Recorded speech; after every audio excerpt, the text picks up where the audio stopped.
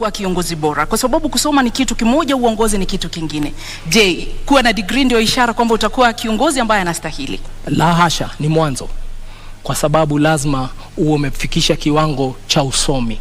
Lakini jambo muhimu kuwa kiongozi ni kuwa unaelewa maswala ambayo unakuja kuyashughulikia. Na pia la pili, pia wewe uwe ni mtu ambao wapenda watu. Hii kazi ya siasa, kazi ya kutumikia watu, ni kazi ambayo unaifanya kutoka kwa roho yako. Na lazima wewe ni mtu ambaye namba moja mcha Mungu, mtu ambaye anapenda kuhudumia watu. Na mimi maisha yangu yote nimefanya kazi ya huduma kwa wananchi. Nimeuza soda kwa kiosk, nimeuza bairo kwa bookshop, nimeuza pombe kwa bar, na hivi karibuni nilikuwa nauza pesa kwa mama mboga, kwa watu wa matatu, kwa watu ambao tunawaita wachuuzi wa kawaida. Kwa hivyo hiyo uzoefu wangu wa kazi umetokana na kushughulikia watu wa kawaida katika kazi ya mauzo, hasa katika sekta ya kibinafsi. It has been the accusation leveled against your side by your competitor. Would have been great to have him here to respond to the question of a degree for governors, that the fight at least and the clamor to fight him to qualify to be on the ballot is for the benefit of Igade, to lock him out of the race. Just to clear the air on this, what is your response? I really want to meet my worthy competitor on the ballot. The fight is hard, is a fight I truly regret, because it's stopping Kenyans from actually stopping him from coming to office. When all constitutional institutions fail in their duty, then there is a duty by the citizen. And there is no bigger duty than the duty of voting on 9th of August 2022. I wish him well, and I hope that he can come tonight. I also hope that he will be on the ballot on the 9th of August so that we can beat him at 8:57 a.m. Na umetaja pale kwamba una uweledi na umejitolea na ule moyo wa kutaka kuwatumikia wakazi wa Nairobi. Lakini kweli uko tayari kuingia katika kazi ambayo itakubidi uwe pale kwa miaka 5? Kwa sababu historia inaonyesha kwamba ulipochaguliwa kuwa naibu gavana uliondoka baada ya miezi 6. Hii kazi itakuhitaji kuwa pale miaka 5. Kweli uko tayari? Niko tayari, niko gangari, na nimejitayarisha vilivyo kutumikia wananchi wa Kenya katika jiji Nairobi kwa miaka 5.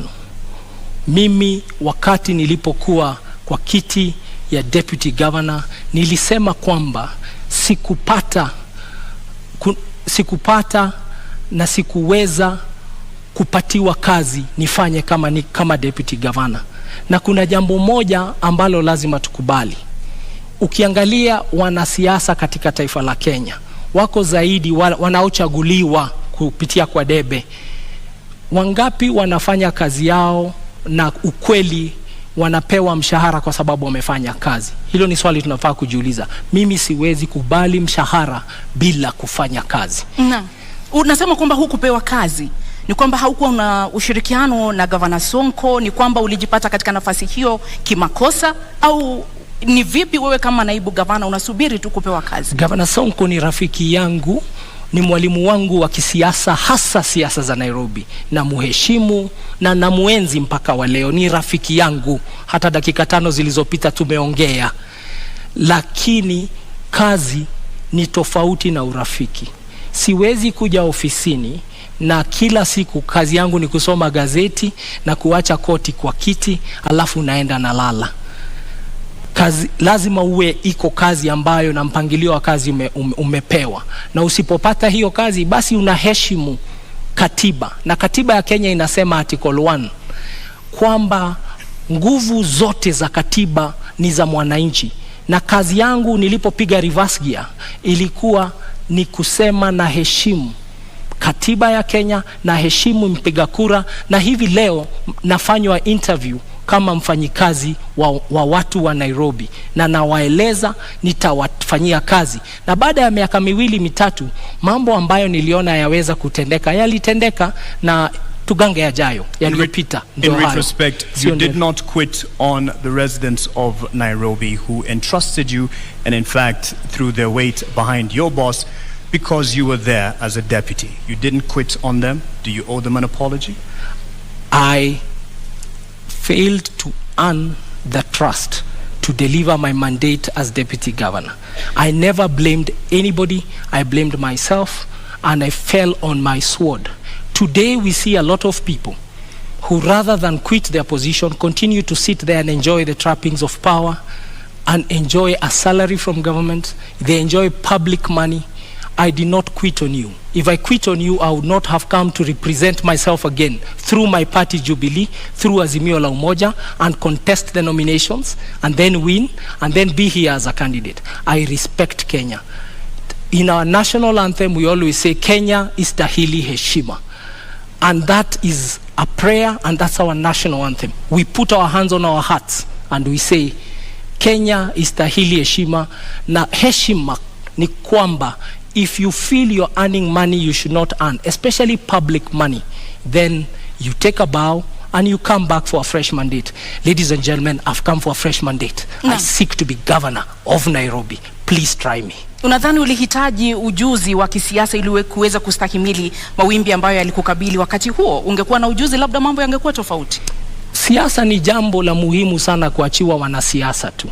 Sisi ambao tumefanya biashara katika sekta ya kibinafsi tunaelewa, na mimi kama kazi niliyokuwa nikifanya kwa benki, nimeona wafanyabiashara wengi ambao biashara zao wamefunga sababu ya maslahi yao kukataa kuangaliwa na watu ambao hutengeneza sera, hutengeneza sheria katika bunge. Na kwa hivyo nakuja hapa na uzoefu wa private sector, na anasema tuingie sasa, let us change kidogo, let's change the tune, tuingie, tupindue, tulete mapinduzi, tulete ari mpya, kasi mpya, mwamko mpya, tuendelee. Tujaribu mtu ambaye ana uzoefu ambao unaweza kusaidia kisiasa. Na siasa ni nini? Siasa ni ile mambo ya kuleta watu pamoja ili mtimize maslahi ya watu na jamii. Mtengeneze uchumi, tutengeneze mazingira, tutengeneze jamii na tuendelee pamoja. Hiyo ndio siasa. Hata katika sekta ya kibinafsi, kazi ndio hiyo ya kufanya kazi na wenzetu. So nimekuja hapa, nimejitolea, nimeamua kwamba Nairobi hatuwezi tena tukaendelea, jiji kubwa kama hili, kuongozwa na uongozi ambao hauna uzoefu wa kufanya kazi. Mimi na kazi ya kuendesha jiji ni kazi ambayo inahitaji ufanye kazi na wafanyikazi ambao nimechunga. Nimeendesha makampuni ambayo iko na wafanyikazi maelfu, budget za mabilioni, na ndivyo nasema nafikiri nina uzoefu. Hii kazi ya budget bilioni 40, wafanyikazi 15,000, nataka hao wafanyikazi wapate kiongozi bora, kwa sababu wakipata kiongozi bora tutapatia wananchi wa Nairobi huduma na taifa letu litakuwa nzuri, na nitakuwa nimefanya kazi yangu kama mwananchi wa taifa la Kenya. You do have the decorated profile in terms of the boardroom and the qualifications therein. Politics is part of the game, and especially for a county like Nairobi and the position it has nationally. Are you confident about your political ability to make sure that you control and you keep things under control within the capital? Thank you very much for the compliment. I can tell you, even private sector, there's a lot of politics. In business, there are shareholders, there are employees, and there are customers. Shareholders invest in employees. Employees invest in customers. Customers pay the shareholders, and the cycle works like that. In politics, the shareholder is the political party.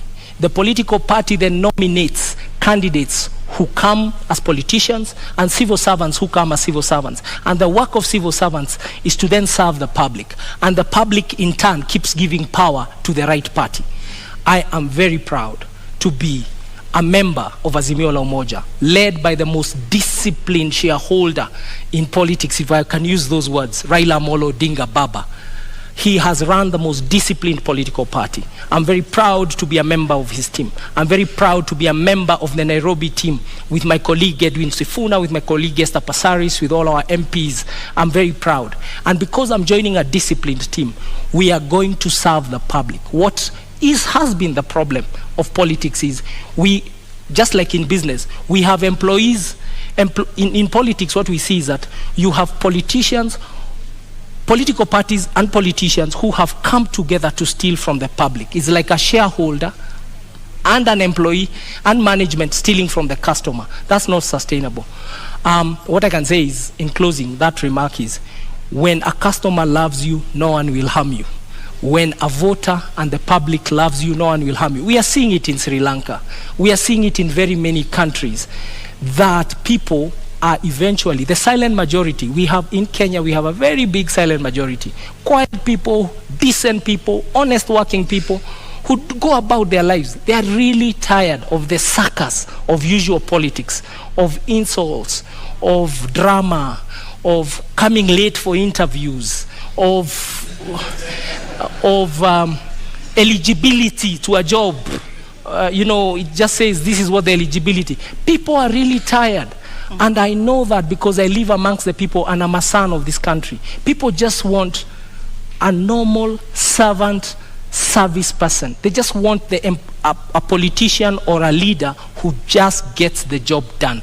And me and my partner, my deputy governor, who's an accomplished scholar, Professor Philip Kaloki, we are just here to get the job done. And we have come with a full blessing of our party, and we have fused a lot of ways: the Wiper way, the ODM way, the Jubilee way, the NAK Kenya way, the KANU way, the UPIA way, the DAP way. We have fused that, and that is the genius of this thing called Azimio la Umoja. Kenya will never be the same again, because you Kenyans have decided to vote for Azimio la Umoja on 9th of August 2020. Umetaja pale kiongozi wa Azimio Raila Odinga na ukamtunukia sifa kedekede. Je, uamuzi wako wa kuingia katika kinyang'anyiro hiki ulikuwa ni uamuzi wako wa hiari, wa binafsi, au ulikuwa uamuzi wa Raila Odinga na mrengo wa Azimio la Umoja? Uamuzi wangu kuingia siasa niliufanya tarehe March mwaka 2017. Ndipo niliamua kuingia kisiasa kabisa. Na mimi nimekuwa member wa Jubilee Party kutoka wakati huo. Watu wengi wanasema nimeingia siasa hivi sasa. Nilichaguliwa na kura 869,000. Nafikiri na 2017, wacha nimalize. Kwa sekunde chache naomba. Nilichaguliwa na kura 869,000 wakati uliopita. Na sasa nimerudi tena kusimama. Ni uamuzi wangu binafsi wa kuja kwa siasa, na nilipigania kiti, nikang'ang'ania kiti, nikashinda tikiti ya chama tawala Jubilee. So Igathe is his own man. Igathe is his own man, and he won his nomination. He canvassed for his nomination politically within the party. Right. And within the party, we also had two other candidates. The people who were running against me also did not have degrees, and I bet them. All right, on that point, I think you'll be happy with this intervention, because your competitor for the governor's seat has arrived, and would like to now call in Senator Johnson Sakaja. Hey, karibu mdosi. Sasa bro, how are you? Good, how are you doing? Good, karibu sana. Good to see you. Pole. Traffic mbaya, tutasort. Thank you very much. Senator Sakaja, why are you late? Well, my opponent is used to head starts, and so I wanted to give him an opportunity, and we're here. Lakini mbona umekuja kuchelewa? Nilikuwa nataka kumpa nafasi, aanze, amezoea kupatiwa nafasi ya kuanza. Na hakuna haja kuzingatia hiyo zaidi. I think we all know the head starts we're talking about, that is from government, TC, but good to see you, Polycarp. Good to see you, Sakaja. Welcome. I look forward to a good debate. Thank you. All right. What separates you from your top competitor for the governor position? Well, Polycarp Igathe is a great man. He's a friend of mine. We've been in Jubilee together. We've campaigned together. I think what separates us is the heart to work for the people. He's had a career in corporate sector. I've had a career in public service and in leadership. the problems this county has, the challenges in our city, the issues we need to deal with, need solid political leadership, and that is what I know. Naam, swala la maadili katika uongozi lina umuhimu gani katika siasa zako, katika kampeni yako, katika mchakato huu mzima wa kuwania kiti cha ugavana katika kaunti ya Nairobi? Swala za maadili ni muhimu sana, kwa sababu kiongozi sio tu yale ambayo unasema ama yale ambayo unazo kama fikra, ni yale ambayo unafanya. Integrity is extremely important, na mimi nazingatia masuala yote ya maadili. I think integrity defines who you are, and it's not about who you are in public but also who you are in private, and that's what defines a leader, because as a leader your work is to set a good example, your work is to show the community and the society where to go to. And so of course integrity is not perfection, integrity is not pontification, integrity is not saying that you'll never make any mistake. Integrity is taking responsibility, and integrity is being able to stand up and say, yes, on this I am right, and yes, on this I am wrong. That is integrity. You speak about abiding, and part of the requirement for governor is the competence and the credentials. Yes. Do you believe that it is important for someone running for governor to have a degree? It's not just important, it's a requirement by our constitution. Do you have a degree? That's the reason I'm here. That's the reason I've been gazetted.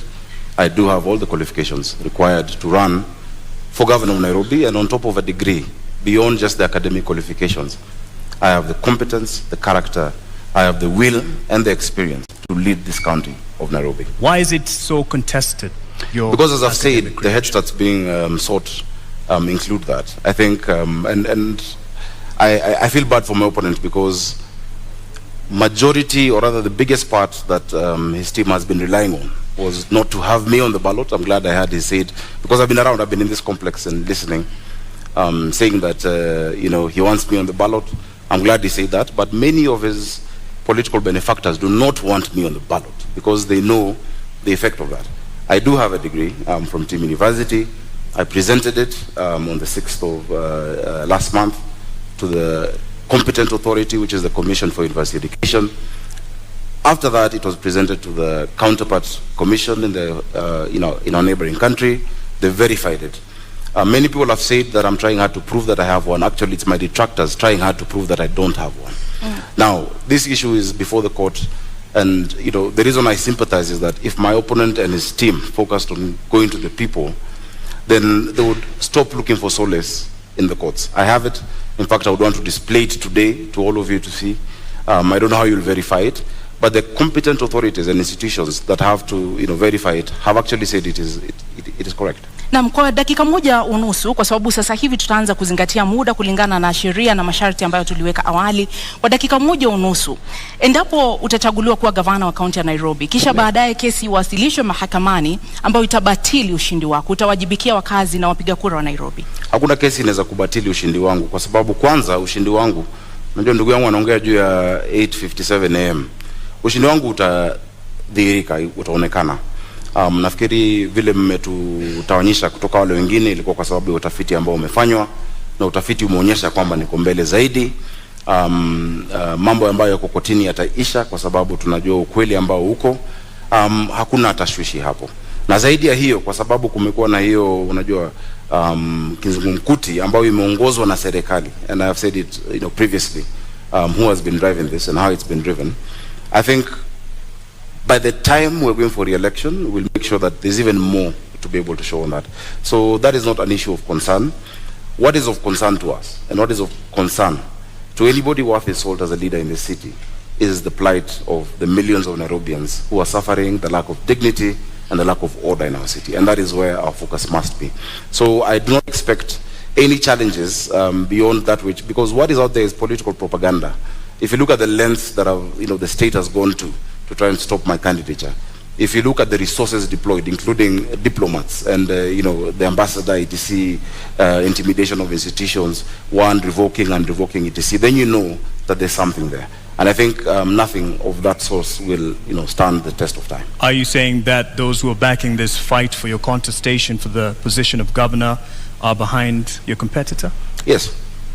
What do you say about that? You have an opportunity to respond. Our worthy competitors have pitched themselves as victims, and their entire platform is victimhood.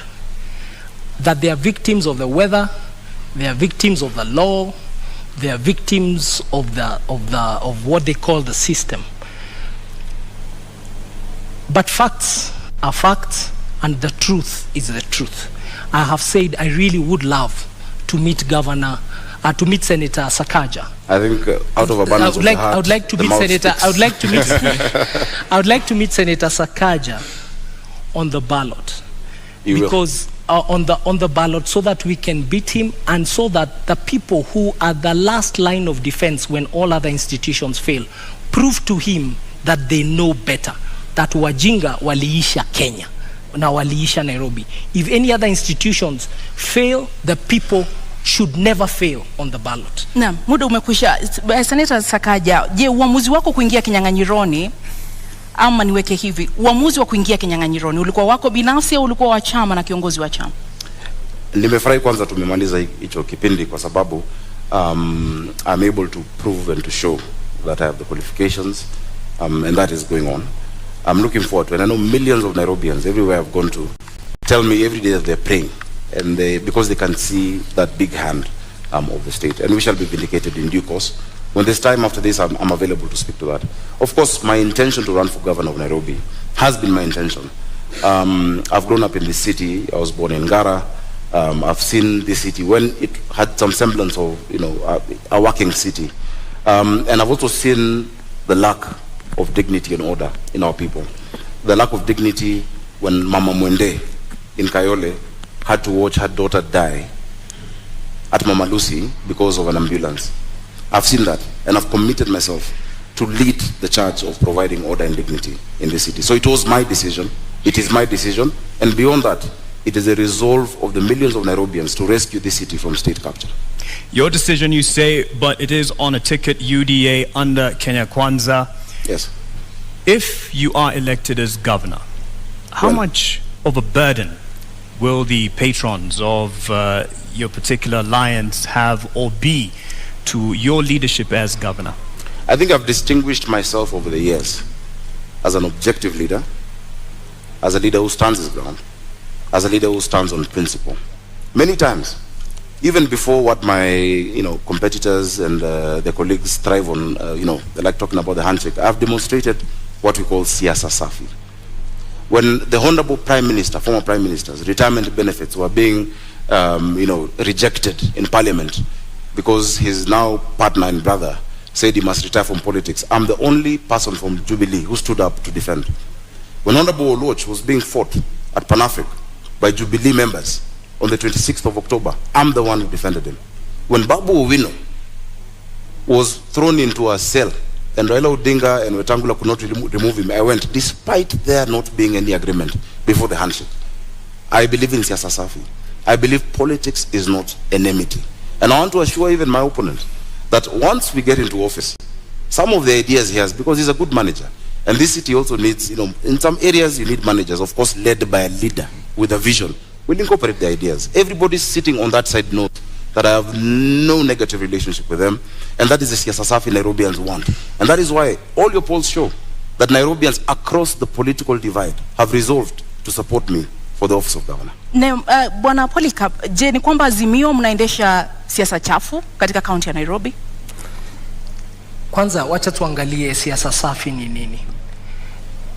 Mwaka uliopita taifa la Kenya, the amount of money, pesa ambazo walituma kwa serikali gatuzi kutoka kwa serikali ya kitaifa was 370 billion shillings. 370 billion, Nairobi ilipata 19 billion. 5% only ndio ilikuja Nairobi. Nairobi, wapiga kura Nairobi ni 11% ya tuko 2.4 million out of 2.4 million voters out of 22 million voters in the country. Now, Nairobi contributes 2.2 trillion wame collect Kenya Revenue Authority. 60% ya hiyo 2.2 trillion imetoka kwa viwanda na wafanyi biashara hapa Nairobi. How does somebody contribute 60% of revenue and you only share 5% back? Na hiyo siasa safi ndio seneta wetu amefanya katika Senate. Kazi ya seneta ni kutuombea pesa. Ametuombea tu 5%. Alienda huko kufanya kazi ya county zingine. Hapa ndio sababu Nairobi hamna mashule. Tuna nasari pengine 211. Tuko na health centers kidogo sana, da dispensary. Na ndipo njaa na umaskini umekithiri hapa kwa sababu watu hawajui Nairobi is unaffected and a very poor country. Muda wako umekwisha. A very poor county. Muda wako umekwisha. That is not siasa safi. Bwana Sekaja ameuliza umetetea vipi county ya Nairobi ulipokuwa seneta katika kipindi hiki cha takriban miaka 5. Je, kweli umewajibika kama seneta wa county ya Nairobi? Zaidi. Na zaidi ya wote wengine ambao walichaguliwa kama maseneta. Ukiangalia utafiti ambao umefanywa kwa miaka 3 ambayo imepita, for the last 3 years running, I've been rated the best performing senator in the Republic of Kenya. I brought more bills, more motions, more questions about the county administration of Nairobi than any other senator, and you can check. I can see you have laptops. You can check that. On top of that, the work of the senator is to bring resources to the county. When I became senator for Nairobi, Nairobi was receiving 15 billion. I'm living with it 3.3 billion higher at 19 billion. That is actually understanding your assignment and prosecuting it the way you need to. So I brought that money. In fact, naturally, it will take more than 10-15 years in terms of cycles of devolution to get to an increase of 3.3 billion. Something so Igade says isn't quite enough, even though you've gotten it to 19 billion. Something he says isn't enough, given the contribution of the capital to the rest of the nation. Now, if you understand the framework of devolution under our constitution, fiscal decentralization has what we call the horizontal division of revenue. In that horizontal division of revenue, you have a county allocation of revenue bill, where you divide the amount that is given amongst the counties. So of course there is a ceiling of what has been given to all counties. What I fought for is the fair share for Nairobi City County, which remains to be the highest, and over and above what any other county gets. Igade, you have a response on that? I don't know how much is enough. What Senator ensured persisted in this country is a philosophy that is unsustainable. That you take from people according to their needs and give to others according to their ability and give to others according to their need. Nairobi is a very needy county. And the criticism I'm proffering here and submitting to him is that as senator, what did you do to help Nairobi overcome the hunger, the deprivation, the desperation in the informal settlements? Did you bring that matter to Senate? Did you make people understand that case? Instead, what we saw, he was a leader of a group called Team Kenya that even removed incentives for county to generate their own revenue. We used to get 1% extra if you generate your own source revenue. Like Nairobi is only generating this is going to do about 9 billion of its own revenue. So the the CRA, Commission for Revenue Allocation, was giving us brownie points as a county if you collect your own revenue and you don't rely on the national government. And these are some of the things he did not protect as our senator. So how does somebody fail or does not succeed in their task and then you give him the job of governor? Na ulifeli katika kutetea na kulinda rasilimali za kaunti ya Nairobi, na ukiwa seneta kwa takriban miaka 5 ambao umekuwa katika uongozi, umeweka mikakati gani kudhibiti na kuimarisha ukusanyaji wa mapato katika kaunti ya Nairobi ambayo yameonekana kudidimia? 19 billion from 15 billion is success. It's an improvement. In fact, if I succumbed to the sloganeering that my worthy competitor is talking about, which in fact his argument is the best case to show that education does not necessarily equate to intelligence. Because if I bring a box and tell you this is 1 man 1 shilling and it's 1,000 bob to you, and inside it's 500 shillings, would you accept it? What they were offering Nairobi Polycarp was 134 million shillings more. I refused with my Team Kenya. I said Nairobi has the depth of poverty, that urban poverty bites harder than rural poverty, that you have nothing in this city, you'll have nothing to eat, you'll have nowhere to stay. And I refused that 135 million shillings and got 3.35 billion shillings for the people of Nairobi. If I was just to fall for the empty slogan, Nairobi would still be at 15.8 billion shillings today. So I'm very proud, and I'm proud of all my members, because not only did I secure that for Nairobi, I showed this country that there is no Kenya A and Kenya B. There's no second-class county in a first-class country. And I stand my ground that we must be patriotic. Even as we're in Nairobi, we have people from all across the country. On top of that, I can list you the bills. I brought the startup bill. I brought the prompt payment bill. I brought the National Disaster Management Authority bill in the Senate. I have fought for Uber drivers, who, Taxify and all digital hailing apps. I have spoken about the demolitions and even stopped demolitions that are going further. I have done a lot. In fact, if you gave me maybe an hour or so to just list the things I've done in the Senate, and I hope the next Senator of Nairobi will be able to fill in those big shoes, for that response, because is it is work that we've done. Let's push on with that aspect then. On you talk about not having enough funds allocated to Nairobi given its place in the nation.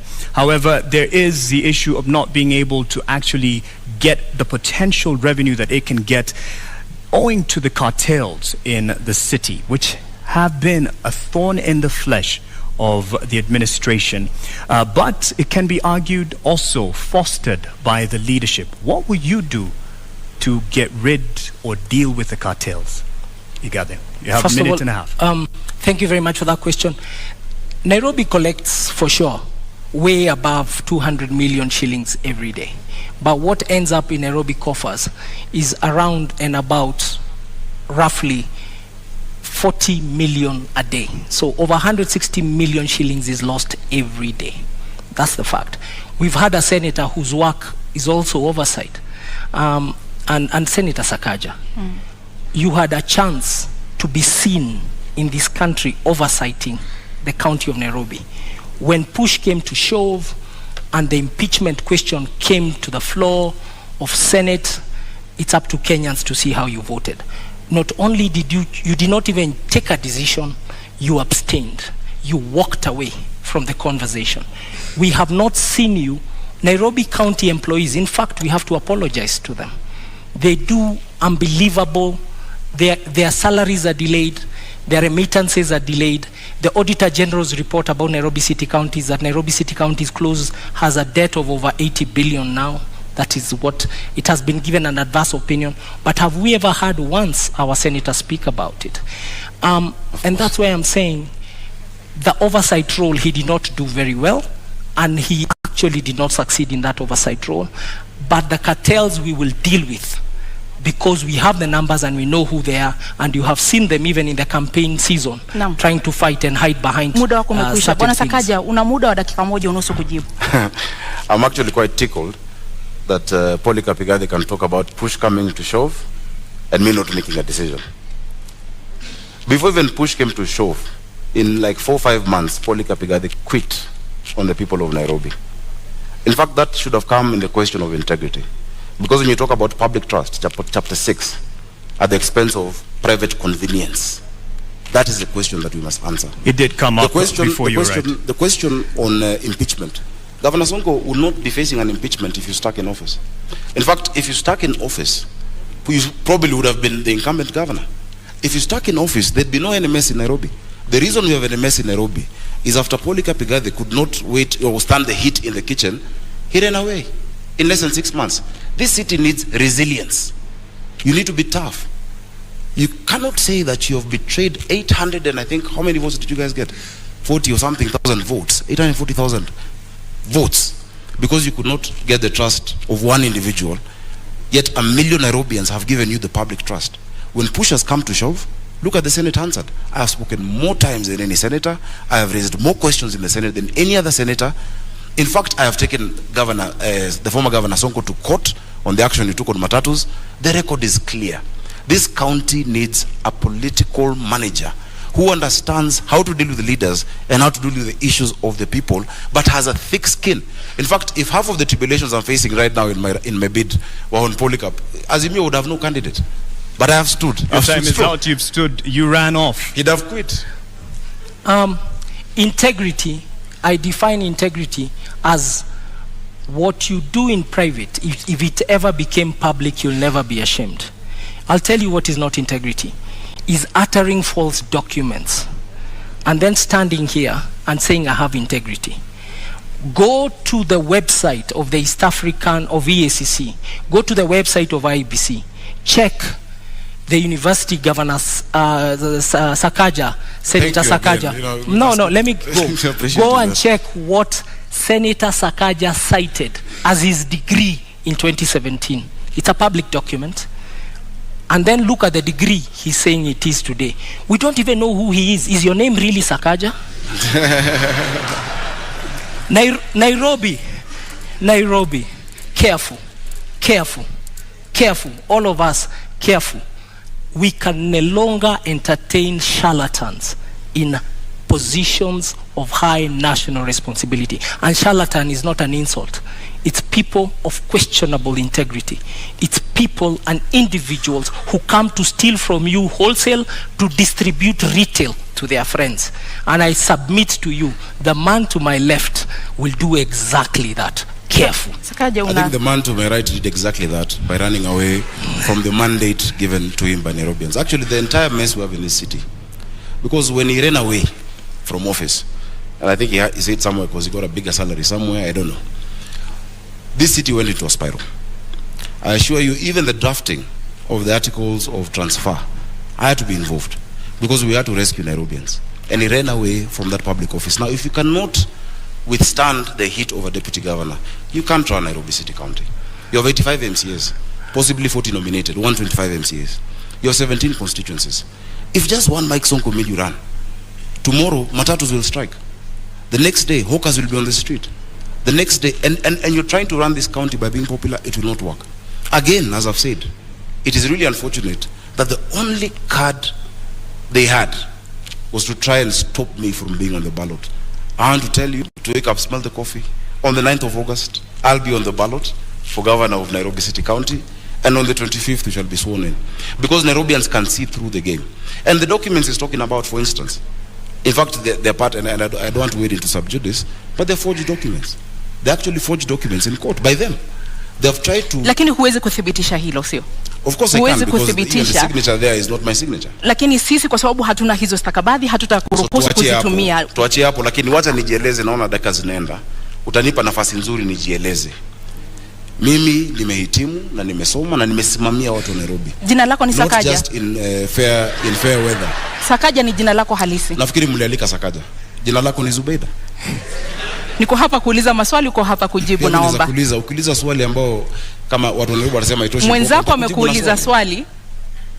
Kwa sababu uko hapa kujibu, ndio sababu tunakupa nafasi kujibu. Jina lako ni Sakaja. Out to the issues Nairobians are facing instead of trivializing this debate as to what my name is, honestly.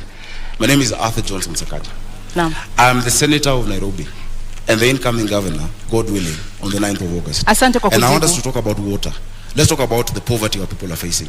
Let's talk about sorting out mobility and transport. Let's talk about sorting out our children in school. Let's talk about the issues of the people. And the rest of the games being played by the state and our opponents can then have their way. Because Kenyans have seen. In fact, I want to give you full reassurance. Just yesterday, a few of the government administration officers have called me saying that they've been coerced into supporting the candidature of my opponent, and they've refused. Chiefs have refused. Well, DCs have refused. We can't quite verify that. That's I can verify your that, word. but you should also be able to verify the questions he has. I have 16 seconds. That's your word on that. But he said, and you didn't quite respond directly to it. To what At the moment, I'm quite clear, Senator Sakaja. Thanks, Mark. At the moment of reckoning, when Yes. there was questions over the leadership of former governor, the moment Yes. of impeachment, Let me explain how you Senate walked works. away. Let me explain how Senate works. It's my question. Sure, go ahead. When you go to the Senate, I've seen one of the candidates here. There are 3 buttons to press when you have to vote. You either press yes, you press no, or you press abstain. For you to run away from the vote in the Senate, you actually walk out. You don't press any. Meaning to abstain is actually a vote, and it's a statement that you make. The tradition, because Parliament is ruled by the standing orders, by traditions and by precedents, and the past jurisprudence that has been set in the Senate. When a matter comes regarding your county, you're supposed to prosecute your position on the floor and then let others make the decision. Because if you vote yes to impeach a governor, of course it shows your conflict of interest. Because you want also to be governor. Then it shows that you're putting a man down. And let me tell you, Kenyans have grace. no matter the ills of Governor Mike Sonko or whoever else would have been there, you never kick a man when he's down. So when you press yes, you've displayed your conflict of interest. If you press no, it means that you're actually abetting and agreeing with what he has done. And so the tradition from 2013, when an impeachment has been brought to the Senate, is the Senate of that area actually abstains on that vote. I'd have had the luxury of walking out and not being there for that vote. It's a decision I would take again if it came to me. And I'm proud of the decision I made. You had a point to raise on that earlier. I want to come in and say, yeah, it's true. Don't kick a man when he's down, but I have a better statement. Don't kick a dead dog. I don't understand why you'd call the former governor a dog. No, it's not the former governor. It's you I'm talking about. You're calling me a dog. Naomba Igathe. I don't want to kick you. That's why I'm asking. Igathe, and you had me. Naomba you had me earlier. Naomba unisikize dakika moja, sekunde moja. Tafadhali tusitumie lugha ya matusi wakati na kudhalilishana katika mjadala. Wacha niseme hivi. Let me say this. Not kicking a dead dog is actually an English phrase, is not an insult. It's to say, don't go for somebody when he's down. And I already said, I want to meet him on the ballot. I want to meet my competitor. I want to meet my competitor. I truly want to meet my competitor on the ballot. But I want to remind him that uttering a false document is one of the laws in this country that does not. It is one of the things in this country that you're not fined for.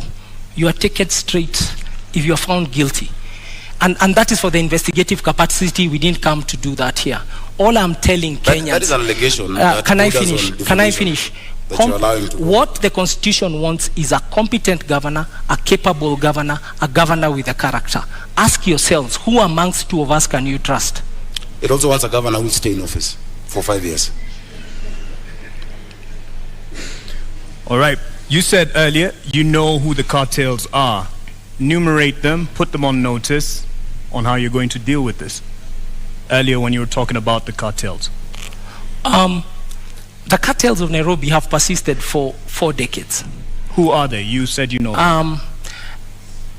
It is a clique of people who have choked the city, and especially the biggest symptom of cartel behavior is in the situation with garbage collection in the city of Nairobi, the situation with pending bills, the situation with suppliers in the city of the county of Nairobi.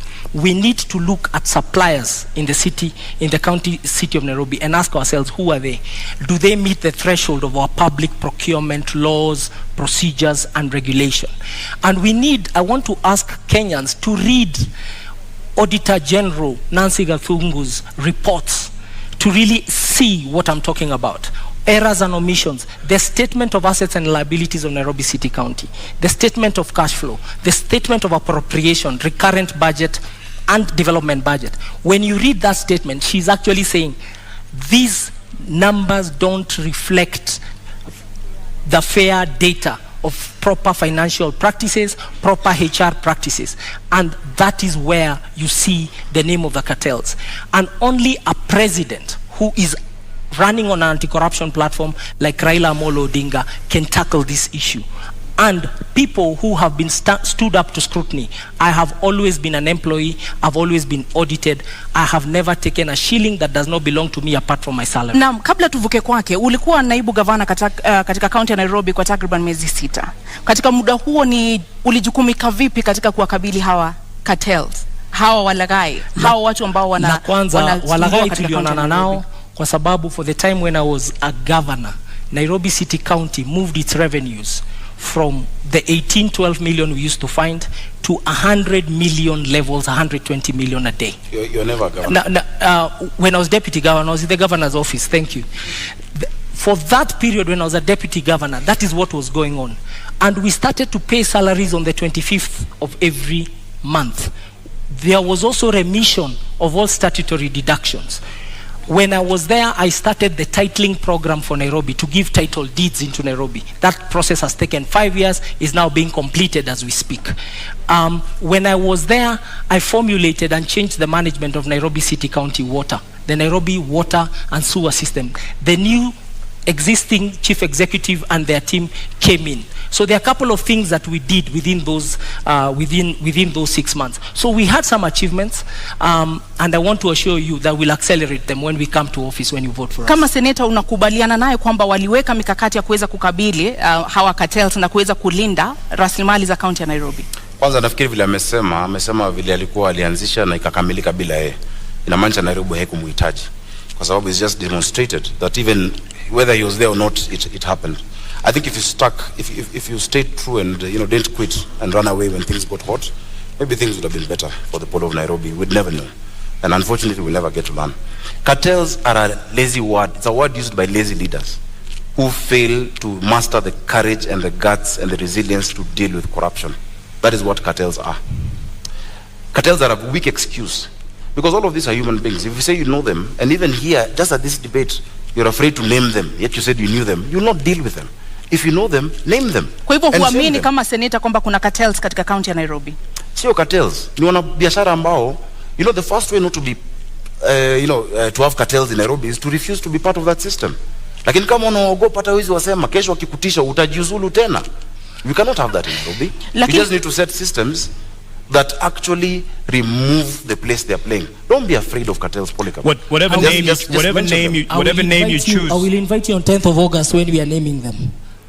The opposition is not allowed to name You could also name them today, but whatever name you use to allude to them, how are you going to deal with those? Listen, the first thing you must do in the city, as I've said, is to refuse to be part of them before you even get into office. I have run my campaign by myself. I have struggled. I have funded myself.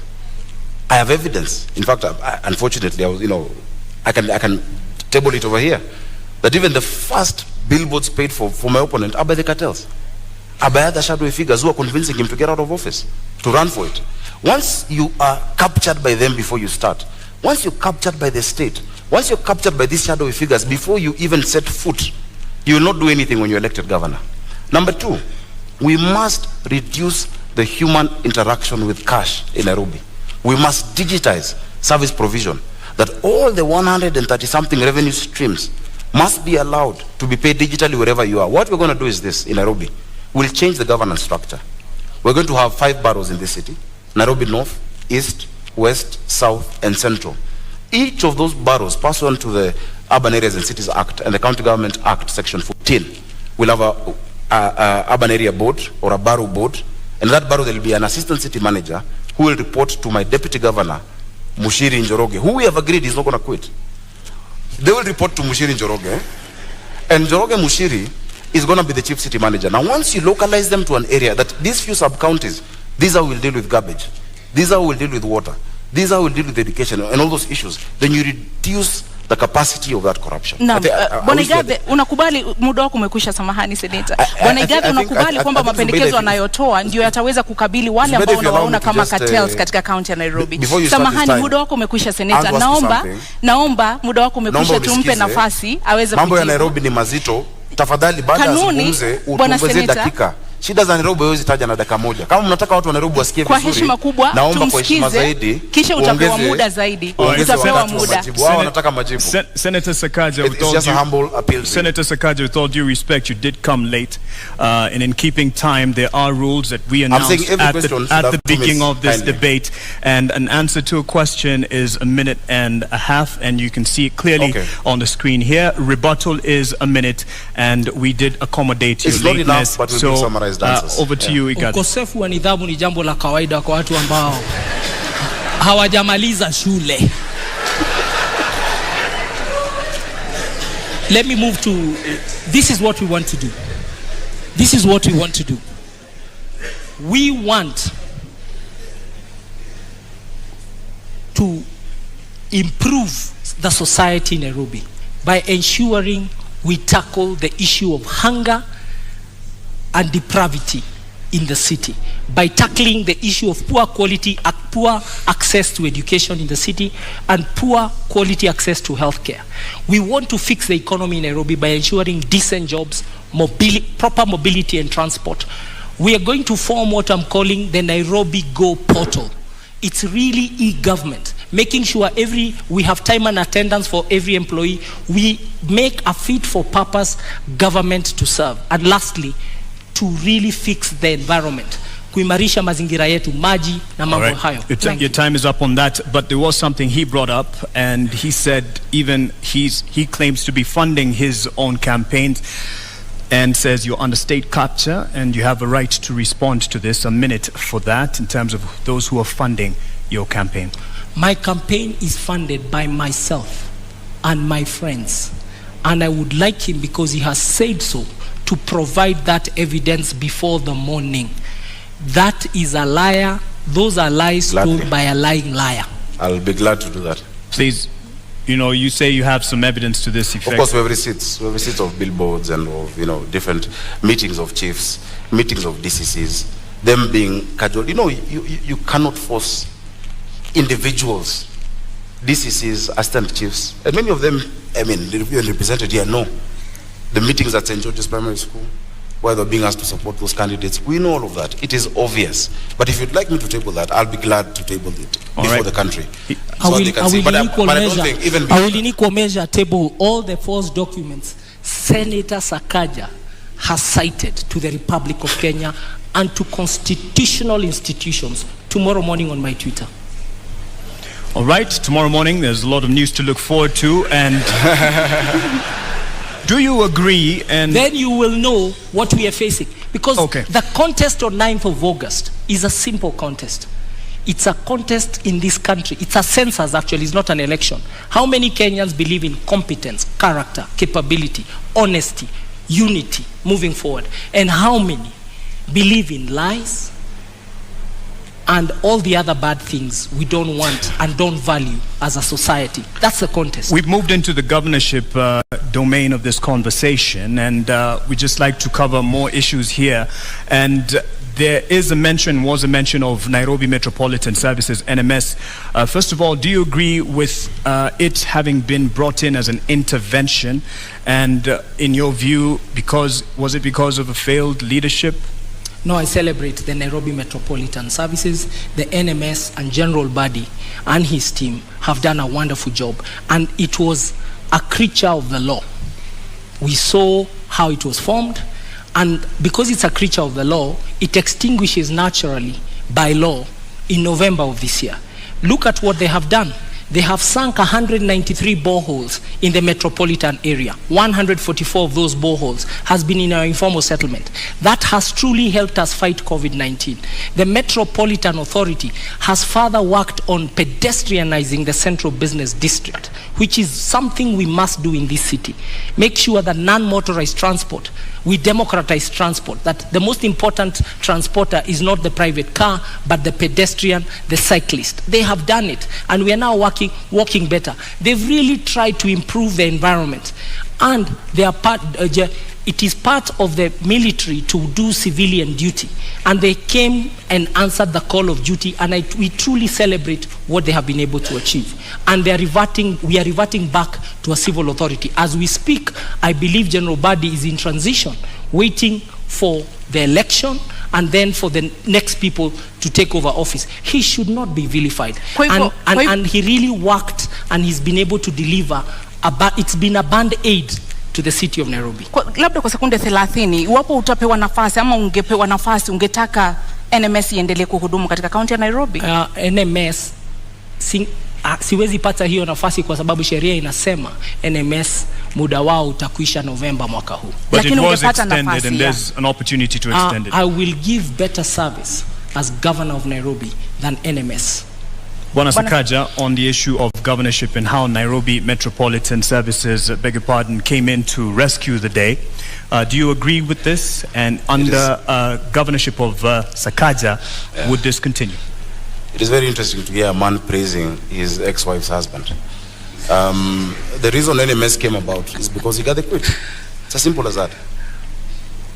If the deputy governor of Nairobi, Polycarp Igathe, did not quit, there'd be no need to have NMS. Those boreholes you're naming, you should have done them. Those interventions you're talking about, you had a chance to do them. Devolution cannot be trivialized in this country. Devolution is the greatest gift we've given to our people. That every Kenyan, wherever they are, has a right to self-determine. I wrote about this in 2010 with the International Commission of Jurists. Physical decentralization and devolution in this country. That lady in Mutwini deserves a county government and a governor she can hold to account and who can listen to and who she can vote for. So you can't come praise the consequence of you absconding duty, of you, leaving office. Because if Polycarp did not run away from Nairobians, Governor Mike Sonko would have acted differently. Governor Mike Sonko acted as he did because he knew no one would impeach him, because no one wanted a by-election in Nairobi. Yet having no deputy, and that's why he'd bring Miguda's name, whoever's name, he knew he was untouchable. So it is a consequence of him. And then again, understand the law. There's no way NMS will operate after August. Well, I don't know what you're talking about November. The county government that is being elected on the 9th, that will be led, hopefully, God willing, by myself, will take full control of Nairobi. So yes, NMS has had a cocktail of hits and misses, but you don't know Nairobi.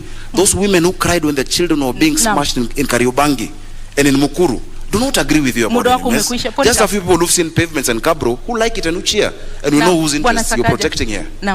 Polycarp, una muda kumjibu.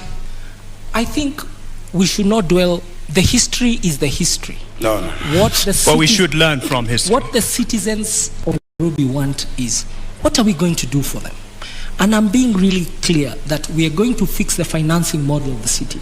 We're going to have a city that is well funded, and with those funds, with my deputy, Professor Kaloki, a distinguished public servant and politician, we want, in Kiswahili kusema, tutastawisha jamii, tutaboresha uchumi, na tutaimarisha mazingira hapa Nairobi. Mambo matatu makubwa ambayo tutayatenda. Na tunataka kuwaeleza watu wote Nairobi kwamba manifesto yetu iko kwa magazeti yote siku ya Wednesday, kesho, in this week, muisome the abridged version, muone the pledges we are making to you, because in 3 seconds we are not able to extrapolate those pledges, but I want to assure you Nairobi will be something of your dreams. It will be a city of your vision. It will be truly a global hub in Africa for everybody. Senator Sakaja, I believe you do agree that Nairobi is in deep debt and there's wasteful use of funds. What are the factors behind this? How will you fix it? Again, I must say, Nairobi is in a dire situation that needs proper planning and proper political management. A lot of these issues are relational. If you look at the 76 billion debt, including even the 4.4 that is owed now, to KCB, and many of these other instruments we've gone into, a lot of them can be sorted out based on how we relate with the national government. That Nairobi is not a branch of the national government or an appendage, or as my brother says, the military interventions are going on. Then Nairobi can negotiate, because there are a lot of areas which we can do debt swaps. But the county of Nairobi owes the national government, and the national government owes Nairobi City County. We must balance our books, and we're going to do that. And we have a team that is, properly suited, to be able to do that. I am very, very confident about my deputy, Njoroge Mushiri, who has a stellar career as well in banking. Actually, a proper corporate career, not 2 years stints here and there.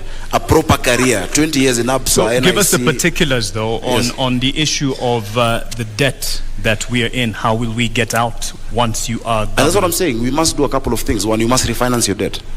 You must move what is domestic into concessional. That you cannot be borrowing from commercial banks. Have them as concessional. Chapter 12 of the Constitution of Kenya, talking about public finance, says how the national government guarantees county governments of debt. In fact, on top of that, we must get creative. For us to sort out the real issues of this city, we need around 200 billion shillings upfront through an infrastructure bond. I've gone across this world and spoken to Kenyans in the diaspora whose remittances are our biggest foreign income earner, who are ready to put in money in certain interventions. When we talk about transit, we need a mass transit system in this county. How are we going to do it? Recently, I was in Imperial College in London, and I met a man, a nice gentleman, who sorted out transit in London. He sorted out transit in Beijing, mobility. What's his name? Professor Washington Ochieng. The other day I was in Riyadh. I met a group of guys who did the Dubai Metro and are doing the Riyadh Metro. George Opondo. There are Kenyans out there who are willing. So we must get creative. There's a PPP department that has been set up in the National Treasury. There's external borrowing, but we must refinance this city. Look at Joburg. Joburg is almost, it's more or less a listed city where people can actually invest in it. If you do not do that, you become a cashier. That you're receiving money, you only pay salaries, you will not develop Nairobi unless you get creative in how we actually, structure our financing model for the city. So we're going to restructure the debt, move to concessional loans, re-amortize some of those payments to longer term, and have an infrastructure bond for Nairobi City. Many Kenyans out there are going to put in money on our transit, on our water, and our basic infrastructure. Bwana Polycarp, utakabili vipi matumizi ya mabaya ya rasilimali katika kaunti ya Nairobi, ufujaji wa fedha na madeni ambayo sasa hivi yanaangamiza kaunti ya Nairobi? Jambo la kwanza, Nairobi City County gets its highest revenue from land rates, parking bays, land rates, parking fees, outdoor advertising, building permits. Those will be some of the within the top 5 revenue things. And what we are going to do is to make sure that we digitalize the collection of all that revenue so that the leakage, we seal the leakage. Technology is one of the best things to overcome loss of revenue. And we are going to use technology in the public revenue management system. Then secondly, we will deploy that money. Our own source revenue, I can promise, we and Professor Kaloki have done a study, and we've even checked the reports of the Commission for Revenue Allocation. With 6 revenue lines, we can generate 80 billion own source revenue in Nairobi. And with that money, we will build 1,000. We will join the government in building more schools, in making sure there's medicine in our dispensaries, in making sure that there's incinerators to burn garbage, that we start a leasing program for vehicles and equipment for the staff, and also to make sure we pay our staff the right salaries so that they are really motivated. We are very concerned about the welfare of Nairobi City County workers and all the workers of all affiliate bodies of Nairobi City County. Only motivated workers can deliver essential services, and that's what Nairobians want. And that brings me to the next issue, and that is the competence of the Nairobi City County staff, and you will both have an opportunity to respond to this. How will you address the competence or lack thereof, overemployment, cases of ghost workers, and the issue of productivity to make those staff workers, the workers of Nairobi City County, that they will deliver the services for the Nairobians? I'll start with you. Every employee of Nairobi City County, from the 10th of August, we shall have a performance agreement with them. We will bring back to life performance contracting. And that performance agreement means, what do they do every day? The few things they do every day to deliver the output Nairobians expect. And that output will be captured in a scorecard. So each one of us will have a scorecard and a performance agreement. The performance agreement is the input, the scorecard is the measure. And who will measure is the neighborhood associations. We're going to run Nairobi with the neighborhood associations as per the Neighborhoods Act. There is an act that demands the city is run in a see-through way, let me not call it transparent, that, and I want to use the analogy of an egg. The executive of Nairobi City County will be the yolk. Surrounding it will be the county assembly as the egg white. The egg shell will be the residents of Nairobi.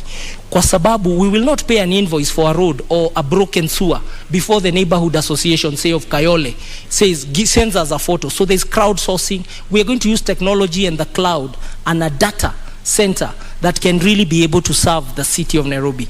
And we shall decentralize services from City Hall.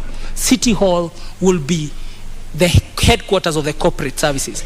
There is no use for a waiter, like I found a waiter, a restaurant, somebody working somewhere in Umoja, telling me they have to come all the way to CBD ati anakuja kutafuta food handler certificate. No. That food handler certificate, they should be able to get it in Umoja. Sakaja, I think you were tickled there again. Was a point of the mention, the cloud issue, but how will you address the staffing for Nairobi County? Unajua mavijana wa Nairobi wakisikia vile amesema hiyo story ya mayai, atasema anatubeba kimayai. Many of those ideas, really, this is not equity, this is not corporate. You must take the bull by the horns and give practical solutions to our city. And let me give you an example. you're talking about, one of the highest revenue streams, being rates. Have you talked to us about the rate classification of those rates? Why is it that people in Githogoro are paying the same rate as people in Runda, which is just, a doorstep away, yet they have Mabati structures and these ones have 5-star houses? Let's be practical, because that is what Nairobians want to be able to hear. Now, the sectional properties bill that was passed in Parliament recently prevents an opportunity. I've heard him saying he's done a study with Professor Kaloki. I know Professor Kaloki is a professor, and maybe that's why we've not been seeing you guys campaigning, because you're doing studies. But look at what KPMG has spoken about Nairobi. Look at what PwC has said, and the CRA. It is not just 6 revenue streams that are going to increase how much we collect. Just the sectional properties realignment and the revaluation that starts in January 2023 is going to take us up another 50 to 53 billion shillings. Every other revenue stream then must be geared towards making Nairobians more productive. The NMS that you praise has been going around this city with GSU, harassing our traders and our hawkers, throwing them into, those pickups, tetanus field pickups and roadworthy. By the way, on the 9th, if you're listening and you're a scrap metal dealer, come to City Hall. Revenue has gone down to 7 billion. Why is that?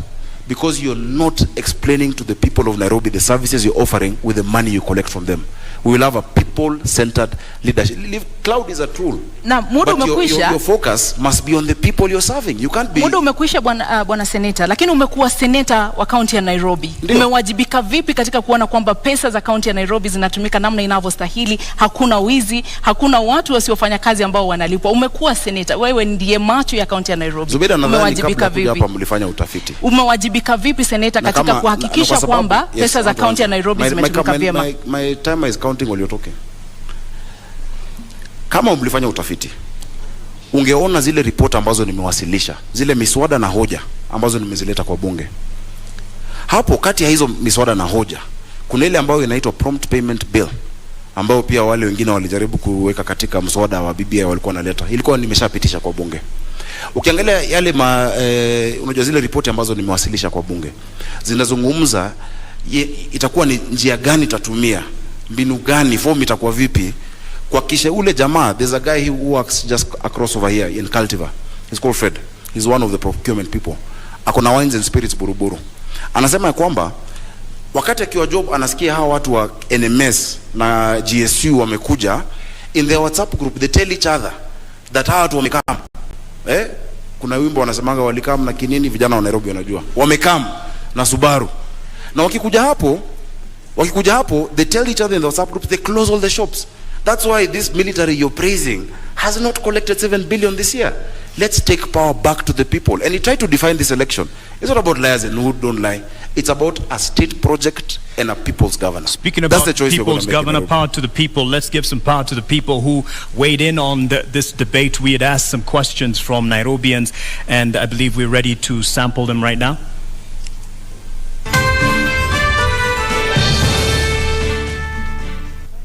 My name is Masi Masila Achola, an executive program leader with the Maxwell Leadership Team and also serving in the Kenya Daima Steering Committee.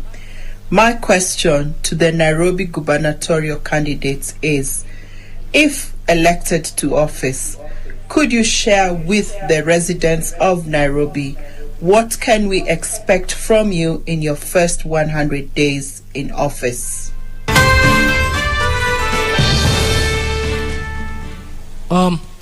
In the first 100 days, I pledge with my deputy to have a very fit for purpose organization to deliver essential services that Nairobians have been deprived of in the past, and especially Nairobians in the informal settlements and in low-income areas.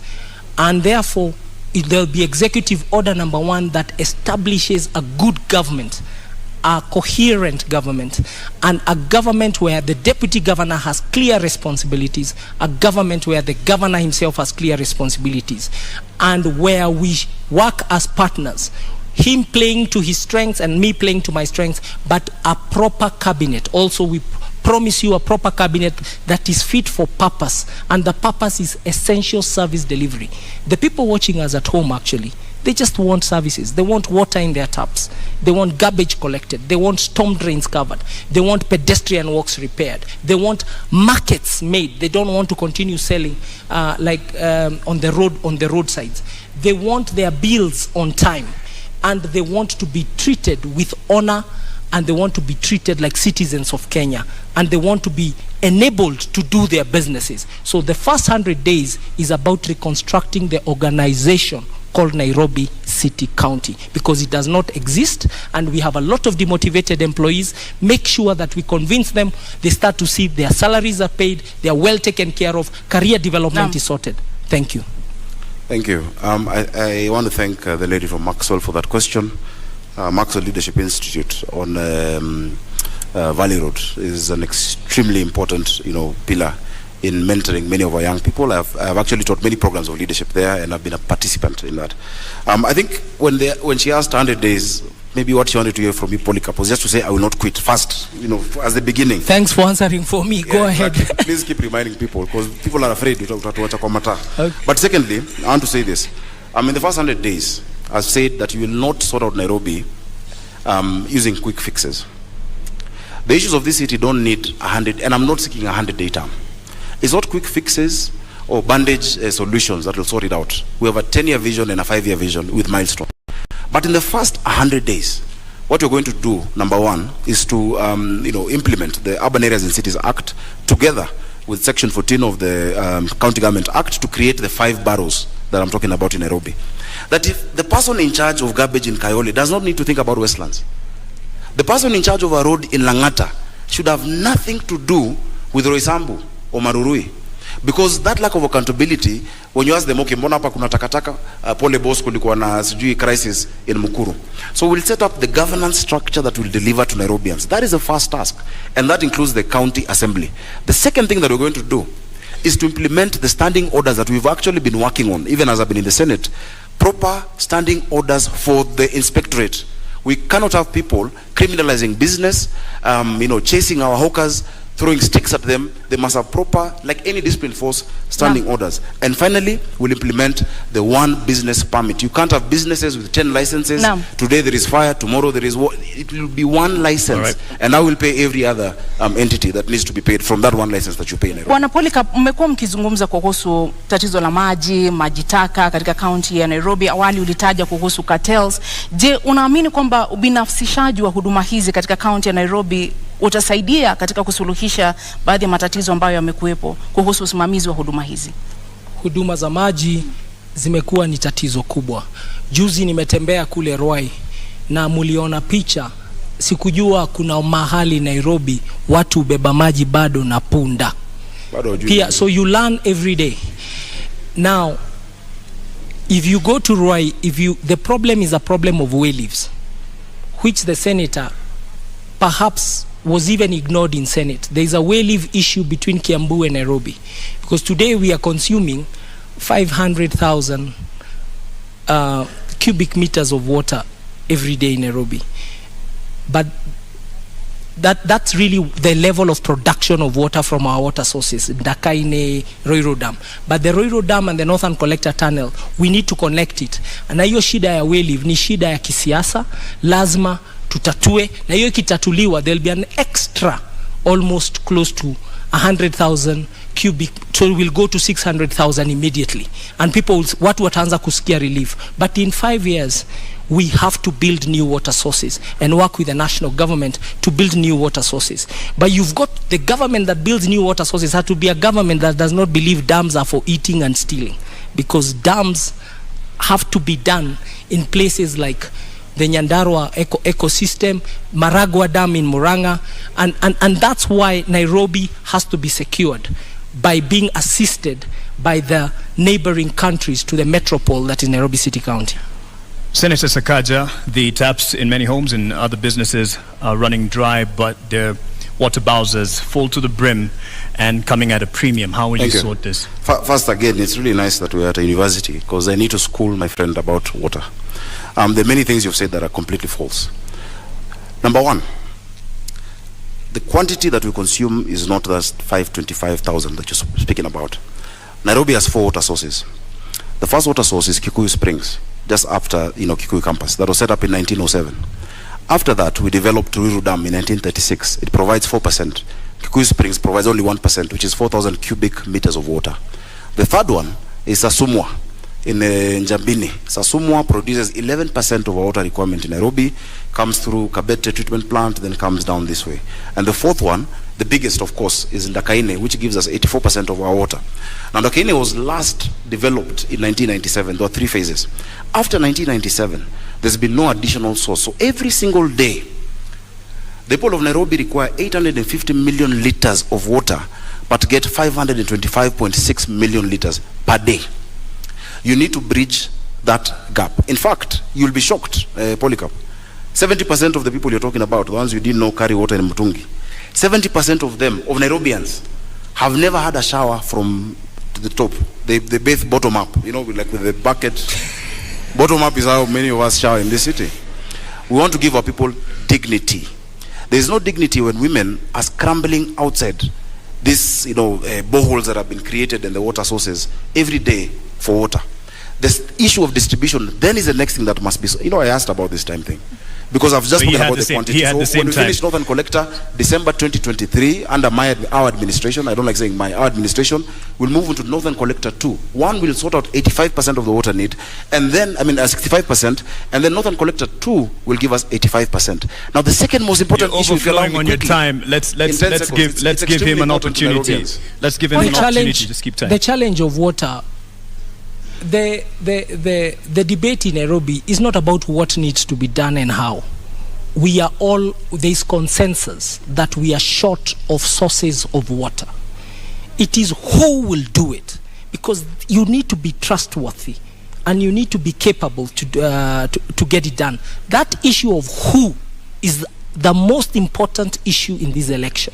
And on the issue of water, for sure, the supply and demand, there's too little supply for very high demand, and the numbers are what it is. The metropolitan area, because Nairobi even supplies Machakos, the EPZ area, with water, the biggest challenge is new sources of water for the city county of Nairobi, and that is a task between ourselves and the national government. And thank God we have Martha Karua, the original champion of water as Minister of Water during Kibaki's time, and she understands the task, and we are ready to work with her in Nairobi. For Nairobi, it will be a responsibility. On to housing, a majority of Nairobians live in informal settlement. I just want to cover as needs proper conversations around it, and we must build housing that is truly affordable housing, decent housing. And before we build, we must ask the people who sit in those estates, mnataka nini?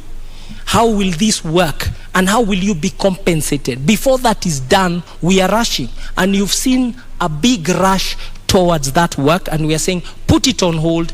The Constitution demands proper public participation, proper understanding, and I want to believe that conversation has already not been held. So the housing question in the informal settlements is to continue the work that has started. Roads, water, sewer, boreholes. These informal settlements require a lot of investment, and that investment requires allocation of improving our revenue, and also making sure Senate allocates us the money we require to attend to high density areas. Okay. A rebuttal in terms of what he said on your housing urban development plan there, an opportunity. There are people waiting in the wings to come and steal your houses, and you've had the private sector. They've lined up. In his time, you have an opportunity. I don't know who represents the private sector here on this stage, if you look clearly. But what I'll say is this. While you're away, when you ran away from Nairobians, Polycarp, I represented the people of Majengo in Kamkunji in court to fight what you're talking about. You are somewhere in your Bentley, living the life, never spoken about an issue of Nairobians. But now you're saying you want to steal. That they were moved from slums in Majengo, the slums were put down and put in 11,000 bob houses, while they're paying 5,000 shillings, 4,000 shillings. Today, the amount of money owed that they need to pay 60 million shillings. That's what someone wants to steal the houses. When I talk about urban renewal, the entity you're praising is rushing. Just this week, there have been more than 3-4 advertisements on the newspaper for them to engage contractors on urban renewal, and they have 28 days to go. They must stop that, and I'm putting them on notice. In fact, it's against the law. An entity whose time has ended cannot engage in 10, 15-year contracts today. He doesn't have the guts to talk against NMS, and he will not. But they must not do that, because the people that you're talking about, I have represented for NMS, 5 years. NMS is not an enemy of Nairobi. I have not ran away from them, and they are saying they believe urban renewal must be done. They don't trust those people who are doing it. And you say it's an issue of trust? It's not about who's going to do it. The first thing, basic thing that they want is to know that that person will be there to do it for 5 years and will not run away. It's first deliver on that. It's unfortunately it's time out for us in terms of this debate. There's a lot to cover. I believe both of you gentlemen have spoken and have alluded to the fact that you have the manifestos will be open to the public, Nairobians to be specific, to peruse and digest, and that is where we will end it at this opportunity. I believe even the time for closing remarks are not there. If we probably managed the time a bit better in the beginning, it would have ended up even better in terms of coverage of the discussion. Asanteni sana kwa kuja. Thank you very much. Thank you very much for having us. Naam, wasemapo wahenga kilicho na mwanzo lazima kiwe na mwisho. Hii sasa ndio tamati ya mjadala baina ya wanaomezea mate kiti cha ugavana katika kaunti ya Nairobi. Indeed, our appreciation to the candidates, Polycarp Igathe and Johnson Sakaja, and to you, the audience that turned up here and out there watching on television and from around the world, of course, online. Thank you all. My name is Mark Masai from NTV. Na mimi naitwa Zubeida Kome na kutakia usiku mwema. Zubeida Kome kutoka KTN News.